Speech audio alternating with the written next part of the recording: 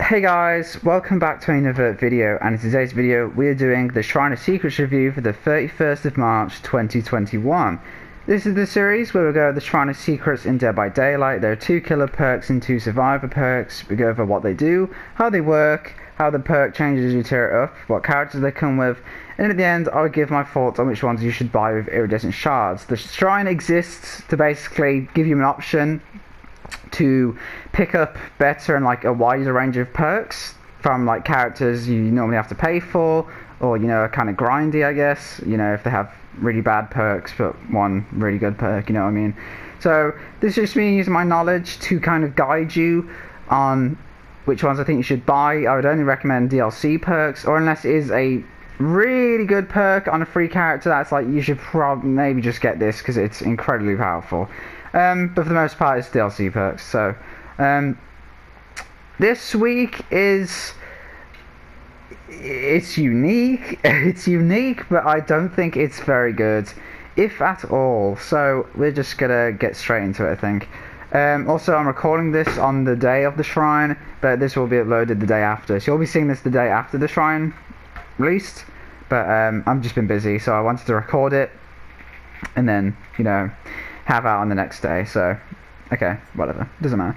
Okay, so first of all we have Blood Echo, which is a Oni perk, and I will say I think, in my opinion, this is an underrated perk. This is one of my favorite perks to use. I don't use it on a lot of killers. It's not very good on most killers, but I think people kind of sleep on this perk. But anyway, I'll get to it.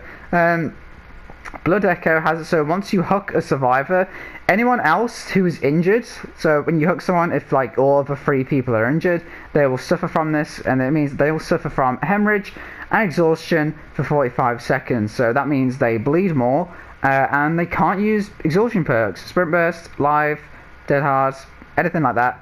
It has a cooldown of 80 seconds, which is 70 seconds at tier 2 and 60 seconds at tier 3. So one of my main killers is Plague, and this perk absolutely dominates on her. You could also use it on Legion, and that's probably where it ends. So I know why this isn't liked, just because of that. In like most, basically all the killers are not going to benefit from this, except for those 2, I would say. But again, I think this is a decently powerful effect. No exhaustion. There is exhaustion for 45 seconds. It's pretty crazy. That's no sprint burst, that's no dead hard, that is no live, head on, balanced landing, any shit like that. This is really good. The hemorrhage is kind of pointless, because I know they can't do mangled, because it'd be sort of strange to give you mangled just from like having someone hooked, if that makes sense. It's not very realistic. Like, mangled makes sense when you hit someone and it does that, but not when you're already injured, if that makes sense. Obviously, if they heal after this effect happens, so when you hook, so like if you hook someone and then they heal, they'll still suffer from the effects until it runs out. So I would say that Legion and Plague are the only killers who probably benefit from this, but the effect is good. Again, the hemorrhage is kind of pointless with exhaustion. I have won lots of chases and even games because they can't use their, press X to outplay. So yeah, don't sleep on it. But anyway, next up we have Buckle Up, which is a Ash perk, and this is one of the few perks that I don't actually have, so I'll probably be picking it up after this. This is a weird one, and I can't comment. I kind of hate when these things happen because I don't play with a lot of perks, to be honest. I like to spice it up every once in a while. But when the rare occasion happens like this where I don't have the perk, I can't really comment on it a whole lot. But I will try my best because I have watched videos of it. I have played against this a few times. In the end, I found out in the end game. Yeah, this is an Ash perk. I'm going to chill it now. Basically, the recovery progress of dying survivors can be determined by the intensity of their auras at a distance of up to 48 meters. And when you heal a survivor from the dying state to the injured state, both the healed survivor and yourself will see the killer's aura for a duration of 4 seconds. At tier 2, that's 5 seconds, and tier 3, that's 6 seconds. This perk's not good. I don't think I need to have and have used this perk to know that this perk is not good.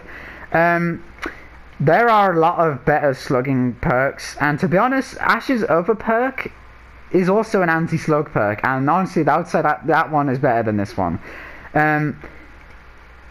It's interesting, the aura thing, because I think Wraith and Legion have add-ons like that, where like the aura intensity helps you with things. Actually, I think they both did the same thing with gens, I think. That's kind of interesting. 48 meters is a big range, but again, is it really that important? I feel that part's kind of weird. And also, I'm sick to death of this trend where perks have this random, pointless, shitty aura reveal thing. Because Breakdown has it, Babysitter has it, some other ones have it, where they just randomly put in, like, oh, you know, the killer will see you, or like you'll see the killer for a couple seconds. It's so weird.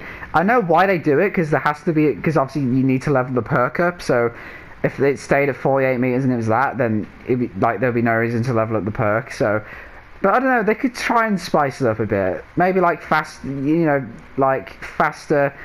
healing of people when they're in dying state or something. I don't know.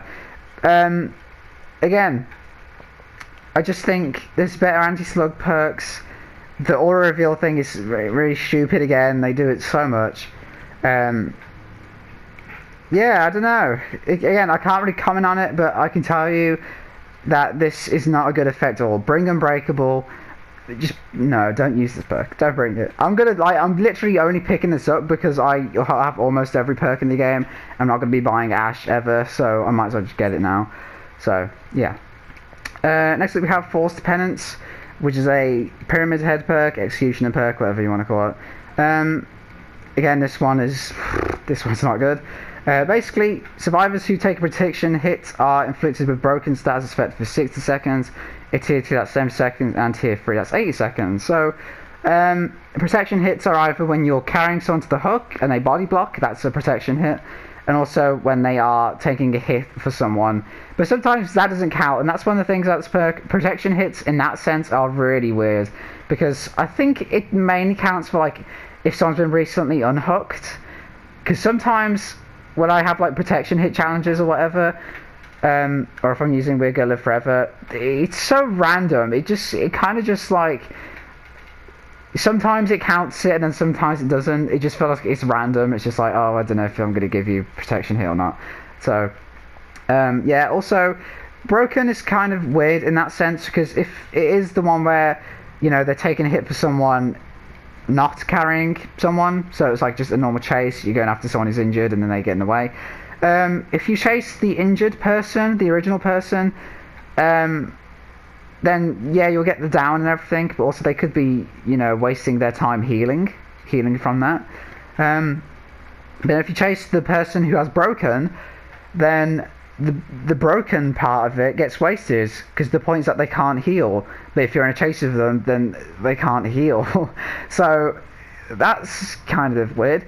It's not too bad, I guess, for like the body block situation with the hook. But again, I've also found that people who are broken will just sit on gens if they have deliverance or anything, or like, you know, you have that Legion add-on. God, I'm talking about Legion a lot in this video, but that Legion pin add-on will make them broken. People will just sit on gens until broken runs out. Again, this did get buffed sort of recently, so now it's 80 seconds at tier 3 max. It used to be 60 seconds, but now tier 3 max is 80 seconds. But yeah, this perk's, again, I'll talk about it at the end, but whatever. And finally we have Visionary, which is a Felix perk. This is the first time it's on the shrine, so keep in mind that it's 2,700 shards instead of 2,000, because it's the first time that it's been in the shrine. Basically, Visionary has it so you see generate auras within 32 meters, and any time a generator is completed, Visionary is disabled for 20 seconds. At tier 2 that is 18 seconds, and tier 3 that's 16 seconds. Okay, this perk's not good. I need to, like, I haven't even really thought about this, how I'm going to explain this, but like, even if you're semi-decent at the game, even if you're like grave ranks or whatever the lowest ranks are, I don't know how would this benefit you seeing generator auras, because like you can find generators just by walking around. I guess maybe on maps like Larry's or Hawkins or the game, I guess this could help. But that's situational, and even then, like, they only have one variation. Those maps only have one variation of themselves. So the gens will be in like almost the same spots almost every time. And also, again, why does this perk have a cooldown? There are lots of perks like this that have a cooldown for no reason. Why does this have a cooldown? If you need the reason to level the perk up, change the meters of seeing gens. So like, you know, tier 1 it's, I don't know, I'm trying to think about like 24 meters, tier 2 is 28 meters, tier 3 is 32 meters, you know? I don't know. This perk's not good. That's the main point. This perk's not good at all. Felix, I was gonna use the excuse like, oh, this is good for like beginner survivors, but I don't know if Felix is a good survivor to level up as a beginner, because he has desperate measures and built to last. And like, I don't know, I don't think I would ever choose Felix as like, you know, the first or like a priority character to level up. I'm not gonna buy Felix really early on, you know, to be like, oh damn, I really need Visionary or I really need Built to Last. Like, Built to Last and Desperate Measures are like pretty good perks. They're like decent, but I would never. Felix is not the first person who comes to mind when I'm like, oh, I'm a beginner and I need, you know, want to buy a character. I don't know. We're just going to get to the conclusion, because I feel like I've probably already talked too long than I need to, because these perks already aren't that detailed, to be honest. I don't think I'm going to recommend any. Blood Echo, I personally think this, again, this is kind of biased, but I love this perk. But that's because one of my main killers is Plague, and Plague really benefits from this. Killers other than Plague and probably Legion will not benefit from this, basically at all. So don't pick this one up unless you are like a dedicated Legion or Plague main, I guess. Oni also has, well actually yeah, this would probably be okay, because Oni also has Nemesis and Zanshin, which are both not very good perks, in my opinion.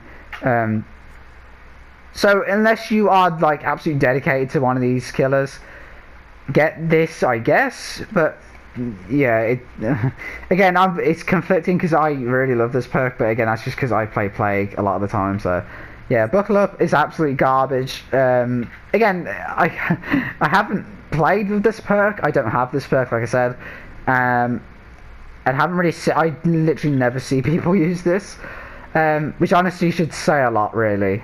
If you're not seeing people use this, that probably says what you need to know. Bring Unbreakable. Bring his other perk. Hell, bring his other perk Flip Flop, which does a better job with slugging than this perk does. Bring Tenacity. Bring Soul Guard. Bring anything other than this.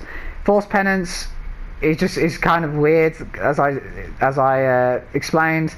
It's kind of just odds, the broken status effect, and personally it's not worth it. Pyramid Head also has Trail of Torment, pardon me, sorry about that. Trail of Torment and Deathbound, which aren't amazing perks. Trail of Torment's okay, Deathbound is not very good, so I would leave this one dust. And Visionary, again, Felix's other two perks are pretty decent actually, but I wouldn't, especially because this one's more expensive. It's an extra 700 shards because it's the first time that's been in the shrine.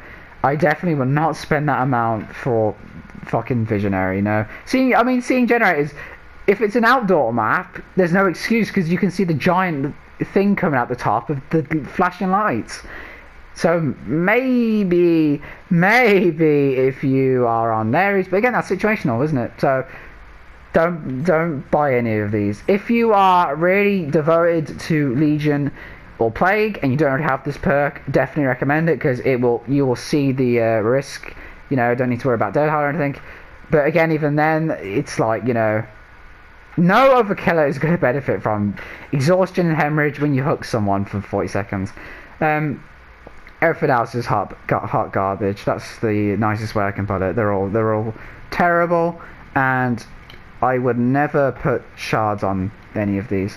So, yeah. Without further ado, that's been my review. I hope you enjoyed. Yeah, how are we feeling about the new chapter as well? The chapter came out yesterday. I've only played the Survivor so far. As you can tell, my blood points, I need to, get those back up. But, yeah, I hope you enjoyed, guys, and I'll see you in the next one.